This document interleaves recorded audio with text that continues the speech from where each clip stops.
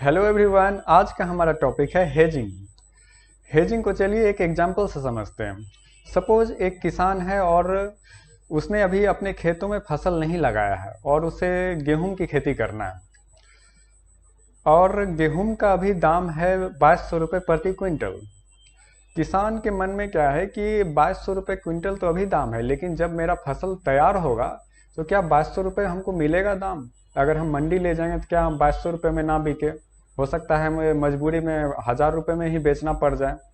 किसी चीज़ का डिमांड कम है और वो सप्लाई ज़्यादा है तो उसका क्या होगा, प्राइस डाउन हो जाएगा। और वही अगर सप्लाई कम है और डिमांड ज़्यादा है तो प्राइस हाई हो जाएगा। तो सप्लाई बढ़ने की वजह से क्या होगा कि दाम कम हो जाएगा और बीच में जो ब्रोकर होते हैं ये सब और दाम किसान की मजबूरी होती है कि बहुत कम दाम में उन्हें बेचना पड़ जाए। तो सपोज 2200 रुपये का चीज़ 2200 रुपये प्रति क्विंटल मजबूरी में अगर 800 रुपये में बेचे तो कितना भारी नुकसान होगा। तो अभी फसल तैयार नहीं हुआ है पर किसान चाहता है कि हम अपना 2200 रुपये बुक कर लें, 2200 रुपये मुनाफा को रिजर्व कर लें। तो कैसे करेगा?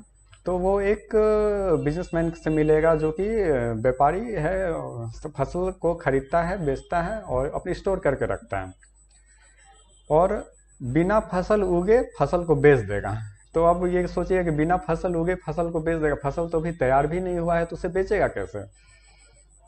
तो एक्चुअल में वो रियल में बेचना नहीं है, एक कॉन्ट्रैक्ट साइन करना है कि ठीक है मैंने 6 महीने के बाद मैं आपको 10 क्विंटल 20 क्विंटल जितना उसे लगता है कि इतना मेरा फसल होगा उतना का कॉन्ट्रैक्ट साइन कर देगा कि आज के रेट 2200 रुपये है, मैं आपको 6 महीने के बाद फसल सप्लाई करूंगा।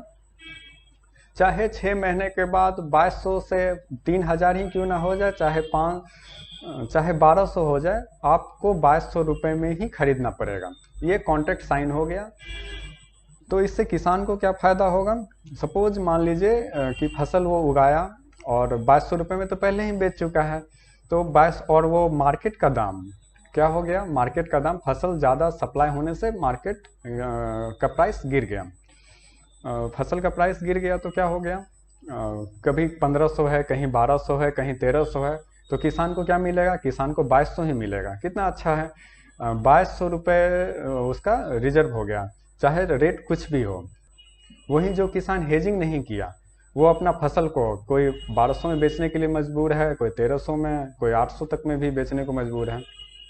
तो जो किसान पहले से ही कॉन्ट्रैक्ट साइन कर लिया उसको तो 2200 में बिक गया, किसान को मुनाफा हो गया। लेकिन सेकेंड हैंड साइड सोचते हैं कि आखिर जो बिजनेसमैन है वो कॉन्ट्रैक्ट क्यों साइन करेगा? जो व्यापारी है वो भी तो अपना मुनाफा सोचेगा।